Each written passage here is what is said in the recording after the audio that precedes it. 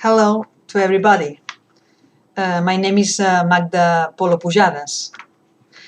Before presenting my paper titled The Drips in the Musical Aesthetic of Robert Gerard, I would like to thank Dr. Monty Atkins from the University of Huddersfield and Dr. Rachel Mann from the University of Texas to invite me and for the organization of this conference.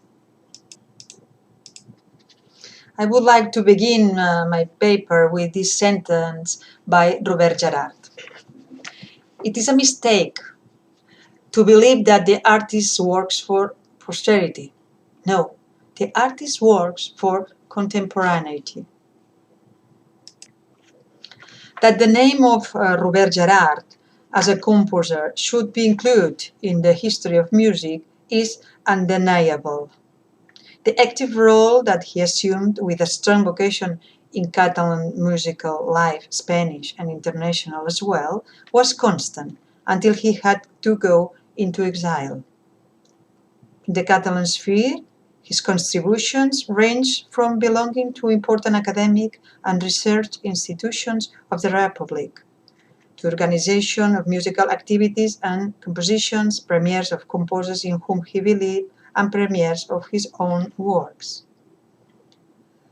All this involved an enormous and rigorous work, not only as a musician, but also as a cultural manager of Catalan musical life.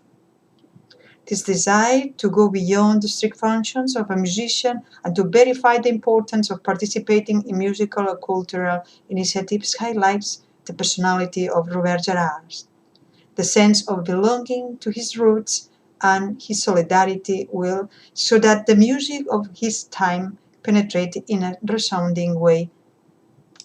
The insistence that music be a reflection of society is evident throughout his career as a composer and also brings him closer to how the philosopher Theodor Wiesegrund Adorno conceived his esteemed teacher Arnold Schoenberg, a musician who represented the music of progress, never the music of restoration, as Stravinsky was qualified. With the spirit that music reflects the society that contains it at all times, we have started this research, taking into account that the central axis of our contributions will be that of the field of musical aesthetics of Robert Gerard, the period from 1914 to 1938, considering its passage through Catalan modernism, noucentism, and the international avant-gardes. The questions that will be resolved will be thus referring to the drifts that his musical thinking goes from popular music, pure music, and absolute music. From his beginnings with Felip Pedrell, a renowned musicologist, to his musical lessons with Schoenberg, father of the Viennese school, Gerard composed works of a marked romantic character, then moving on to works composed with atonalism and dodecaphonism. What we want to confirm is that despite cutting off our research in 1938, Gerard's long compositional career always brings out an extreme coherence, something that was nothing but a sign of his thoughtful evolution with regard to musical language and the function it should acquire music, although it may seem otherwise. Robert Gerard participated for several years writing short articles that appeared in Catalan magazines such as Estudis, Immaterials, Arxiu d'Etnografia Folklore de Catalunya, Revista Musical Catalana, Quaderns de Poesia, or Mirador, to name the most relevant. We have also been able to access manuscripts found in the Biblioteca de Catalunya and in the Institut d'Estudis Vallencs, not published yet, but relevant to concern the issues that we will address, such as the notes to musical works or comments prior to the editions of the Scofield's Associació Pro Música. The contributions that can be extracted from them reveal their philosophical or aesthetic ideas. From these writings, we will investigate the different aesthetic traces that encompass the musical text of Robert Gerard from the period contemplated.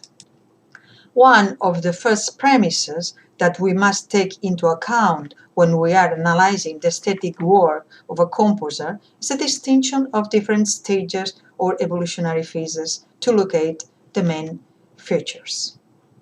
In the case of Robert Gerard, we have taken into account the classifications of Joaquim Oms, Marta Muntada, Diego Alonso, Monty Atkins, Myron Bowen, Carlos Duque, Ana Maria Dávila, and Belén Pérez Castillo. And I have considered it important to delimit our research starting from the year 1914, at which time he composed his first work entitled Sonatina a Carlos, until the beginning of his exile in 1938, which is when he chose not to return to Catalonia and stay in Paris with the artist companions Joan Miró and Josep Lluís Sert. After that, Gerard goes to Cambridge because of his friends Edward Dent and John Brand Trent will get him a research grant at King's College in Cambridge, the city where he will make his home until his death. Now we can listen to a brief excerpt from early work titled L'infantament meravellós de Scheherazade.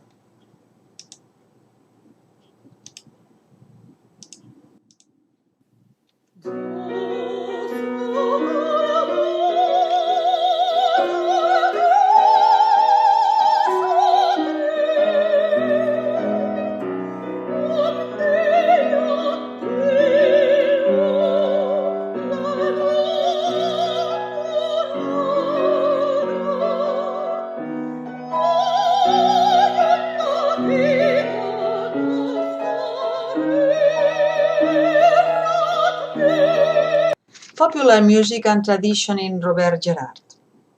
One of the first and great teachers of Robert Gerard was Felip Pedrell, who recovered the old Spanish polyphony and who gave popular song a value that he had not had until then. Also, following in the footsteps of one of the great Germanic musicians, Richard Wagner, he created the national lyrical drama.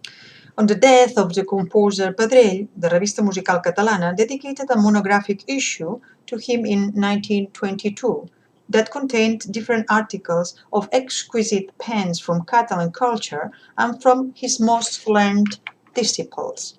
Among them, Robert Gerard himself, who contributed with a small untitled two-page writing to praise the great admiration that the figure of Pedrell had created in him, who had not enjoyed in life public recognition.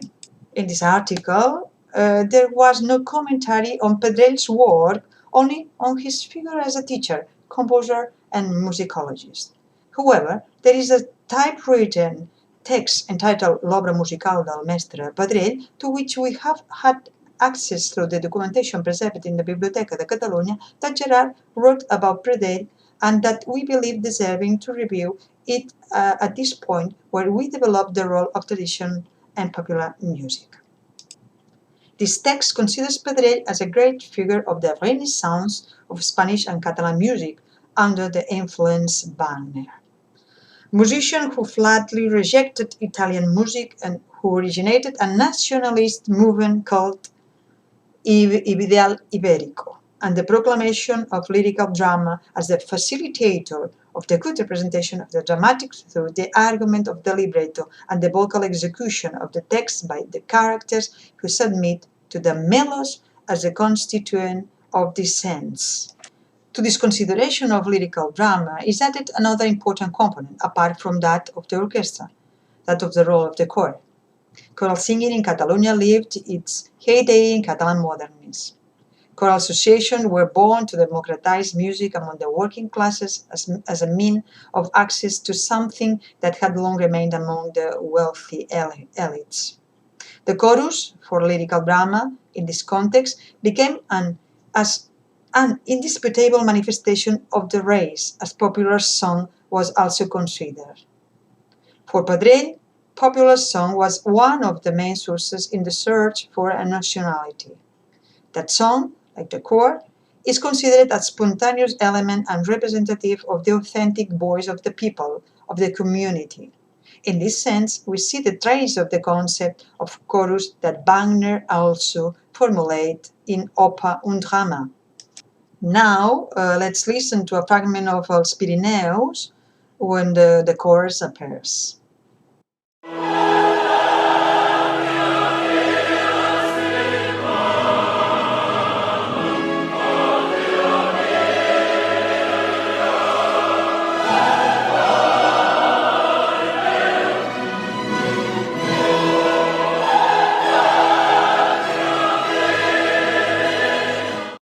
Pure music and program music in Robert Gerard. One of the themes that we have paid special attention to when reading Gerard's manuscripts has been that of the clear position in favor of pure music, the misnamed absolute music in some cases, and program music. The controversy between pure and program music is crucial in musical romanticism from the perspective of philosophical or aesthetic studies of music. Pure music advocates instrumental music that gives itself its own rules without any external or extra musical influence, and that does not serve any purpose unless it is, using Kantian terminology, an endless purpose.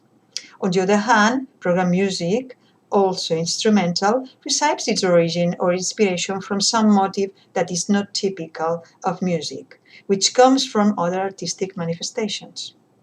His need on the part of this type of music to create a new musical form that represents it, the symphonic poem, which was born to host the purpose of program music to guide the public listener in their listening.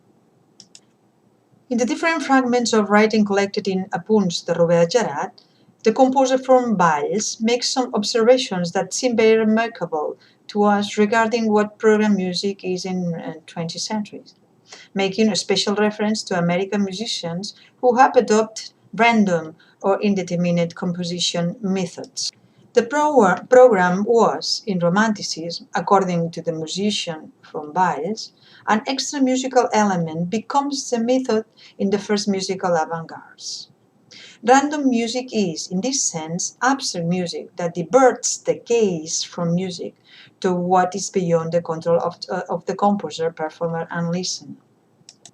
Any rejection or link with improper elements of music bring us closer to a more authentic music. Gerard's position is clear regarding pure music and against the program music that is here to the second half to the 19th century. Since the method in music is something theoretical, distinguishable, but practically inseparable not only from the medium but from the act of communication itself. Music for Robert Gerard is totally autonomous. It does not follow the path of other arts, as he himself justifies that it is happened throughout history. Music has its own destiny, its own unalienable characteristics. In this consideration, we see the trace of Hans Liszt when considering that each art has its own aesthetic and that music has a specific beauty, specific musical beauty. This resides in the sounds that are sound forms in movement. On the other hand, it is the viewer or listener who gives a meaning or rhythm, a feeling to this sound. Some works of this type of pure music are found by Gerard in the music of some of contemporary authors that he himself comments on in his writings. For example, when comments on Schofield's The Quartet Opus 7 by Bela Bartok, which he describes as pure music. The argumentation that supports this affirmation revolves around the fact that the value of the folkloric root that gives color to this piece is not exploited because of its picturesque appearance, because of the exotic effect that it can produce by contrast, but that is in an assimilated essence and sublimated that enlives the entire work without us being able to find any trace of a specific quotes from popular.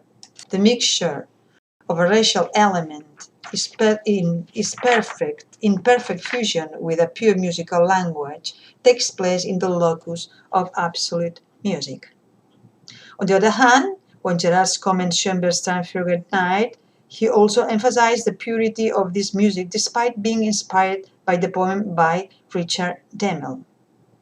The content of this poetry is secondary, all reinforced by the fact that, for the Catalan composer, a poem is not translatable.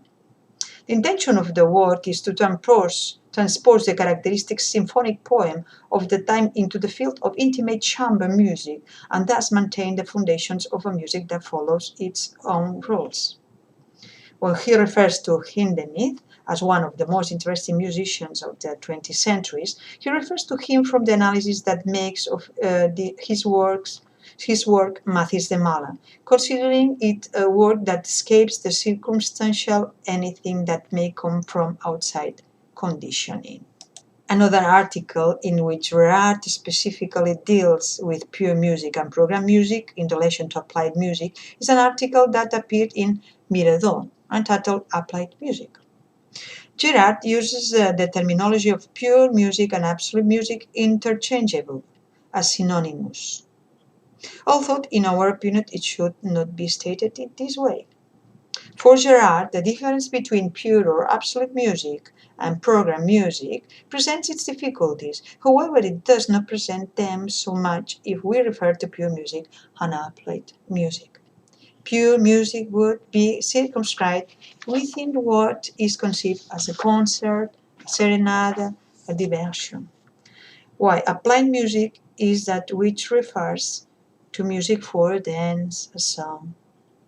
However, it is difficult to find a pure music that does not contain some kind of applicability or utility, and it is also difficult to find some kind of applied music that does not have some aspect that goes beyond its usefulness, that does not have some pure music. On the other hand, Gerard's contemporary musics tend to take music out of what he himself calls splendid isolation. Without going any further, an example that is referred to is that of the proletarian chorus of Hans Eisler that represent that Zweckmusik, designed for a useful purpose that would aspire to be an object of first spiritual necessity, as opposed to that music that would be destined to a selfless relation.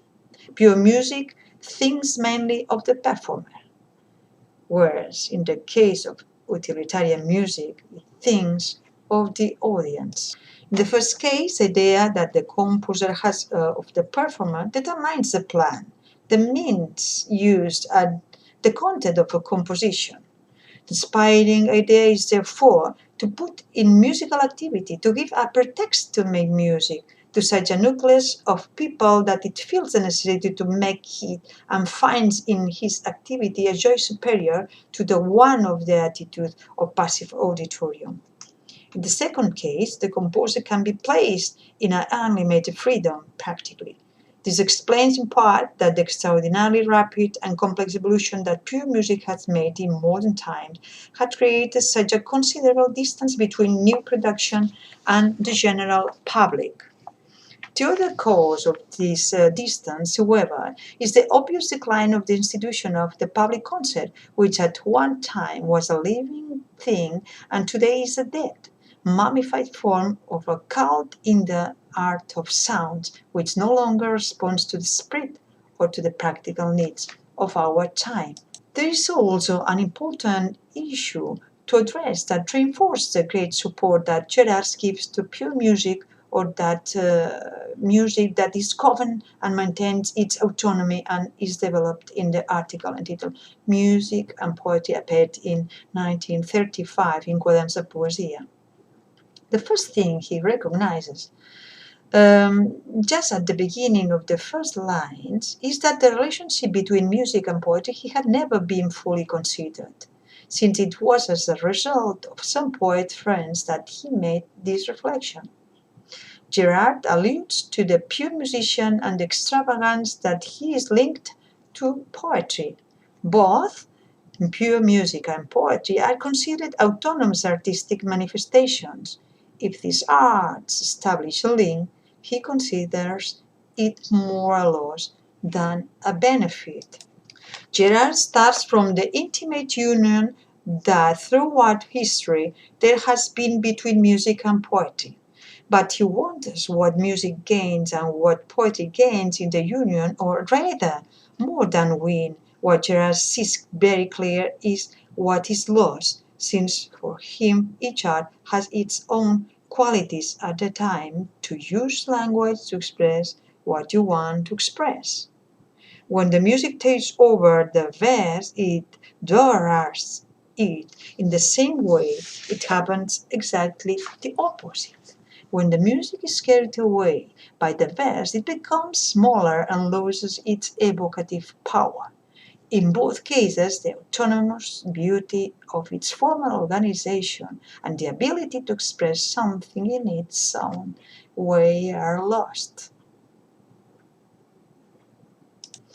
As per music, we have a sample in Dos apunts by Robert Gerard.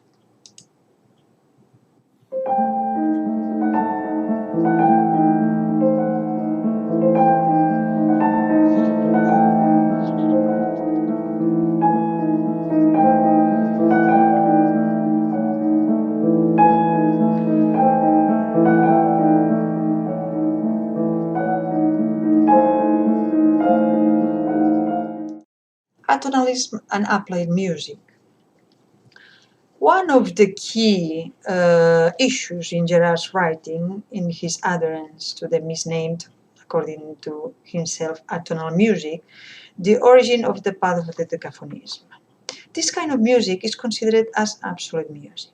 For Gerard, atonal music is a type of music that is being imposed among the most innovative contemporary musicians, but that does not pretend to be outside the tonality, but on the contrary, respecting it and placing itself within its limits.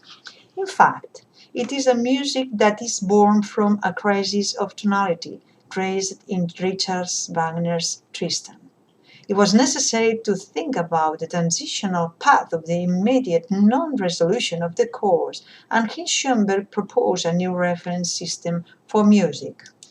Expressing this sense of atonalism, we would say that Gerard has unquestionably assumed that a melody without a certain tonal or modal sense can make sense, contrary to what Louis Millet thought, who said it did not make any sense. The melodic succession and the phonic sense are the two dimensions of an idea. Harmony must be understood as perfect concordance and logical congruence between these two dimensions. To find the basis for all of this, one must look in the works of the great classics, not in the tonal wars of the late 19th and early 20th centuries. Another reason that helps us understand this fusion and coherence between the melodic and harmonic idea resides in the fact of considering the chromatic scale instead of the seven-tone scale. The history of music has generally denied the chromatization process that characterized the music of the late 19th and early 20th century. It is necessary to recover a rational, pure sense of tonality that was lost, according to Gerard.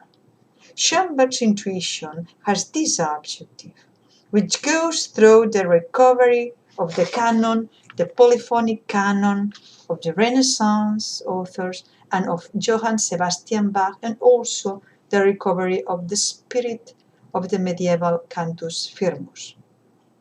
Atonal music becomes very difficult to understand because we are not used to it. In it, we cannot act from the relationship of the association of ideas to which we are accustomed.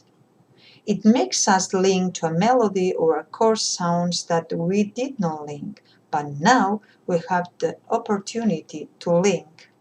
The reflection on atonal music necessarily refers him to one of his most important teachers, Arnold Schoenberg.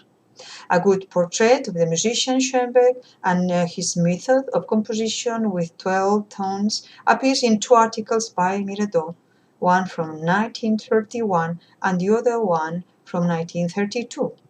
He is described as a person with a rare personality who appears in history to foreshadow a change, a profound mutation in the way of thinking and feeling of an era. Schoenberg, in this sense, has become untouchable because it has skipped all formulas. from ultra-romanticism till pure spirituality. Despite going through so many styles, he has always been consistent with his style and with his idea, with the evolution of his musical language. When Gerard explains the composition with 12 sounds at Mirador, he does it as follows. Harmony is an inversion of a melody, and vice versa. The melody is an inversion of the harmony, with the only difference that the sounds used instead of 7 are 12, but that they were 7 or 12. It comes from the same series. However, the question of emphasizing a tonic center is not a matter of aesthetic or taste, but simply a matter of capacity for understanding the music. One of the words that Robert Gerard had in mind was Drei Klavierstücke Opus 11 by Arnold Schoenberg.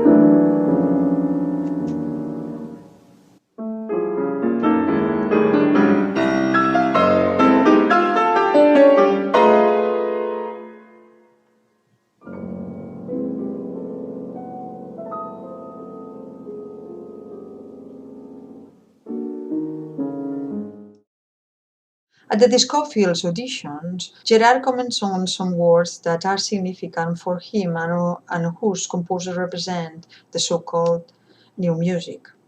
One of the figures he has as a reference is Alois Haba, a leader of the Czech musical avant-garde who used the compositional system of quartet tones and who he personally met in 1924 at the Festival of the International Society for Contemporary Music in Prague.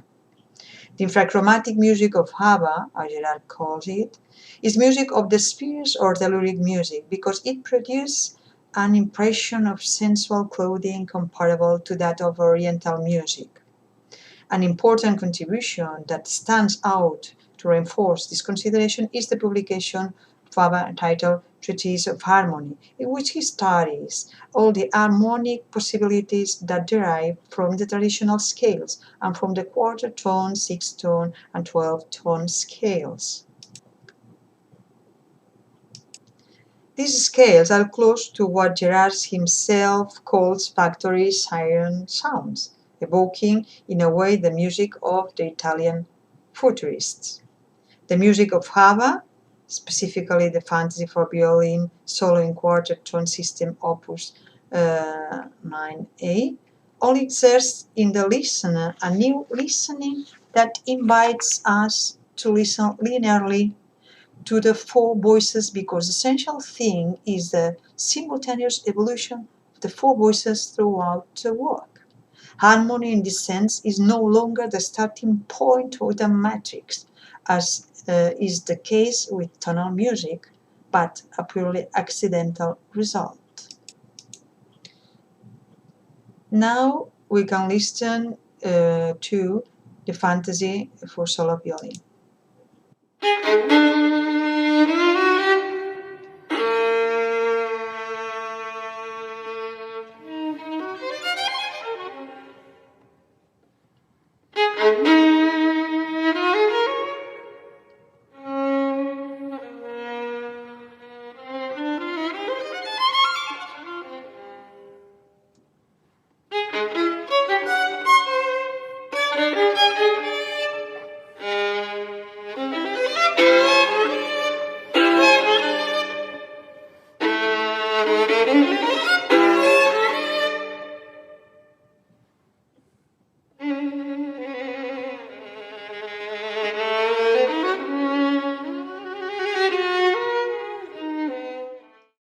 As we can observe in the Scofields, Paul Hindemith represents applied music. Paul Hindemith, in Gerard's opinion, was a musician who deserves great respect because he was a member of the generation of Donaueschingen. No composer achieved such great success as that of Hindemith, the best representative in much of his work of the Neue Sachlichkeit.